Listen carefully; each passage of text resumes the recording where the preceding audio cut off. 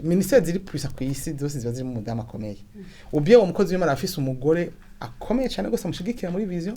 Ubye haba n'abandi bagore quelque part bahagarika ico gikorwa c'Imana bagisengera bakiryamye ko borganiza batunganya. Bref umukenyezi ni nkingi ikintu cyose. Beretire ikibazo ni cakindi. Bibiri yivuga iki kukungana kw'ibitsina. Ugiye kuraba Bibiliya ntitubwira ngo igitsina kanaka kiruta igitsina kanaka. Bibiliya twereka ko umugabo n'umugore bose bafite impwemu. Mu yandi majambo barangana mu maso y'Imana. Muri Kristo Yesu naho avuga ngo nta bayuda nta bagiriki nta bagabo nta bagore bose numwe muri Kristo Yesu. Ya macakubiri yarahari kuva kera ku musaraba yose yararangiye. Amen. Bisigura iki?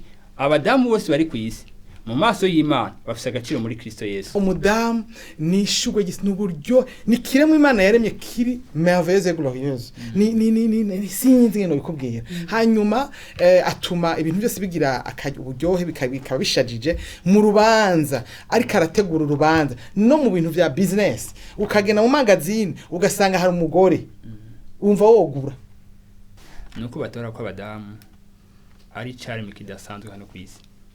Igihe Imana yumvira umudamu iryo jambo rye rikwije n'umuntu atanga ubuzima muri societe.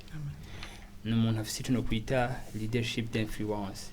N'umuntu y'influence muri societe. N'umuntu azana ivyumviro biteza imbere societe. N'umuntu azana kanovera muri societe. N'umuntu wankenegwa iyo umuntu azi ko ari nkenegwa ntiyigwanirira arazi ko bamurondera kwica afite muri bindani.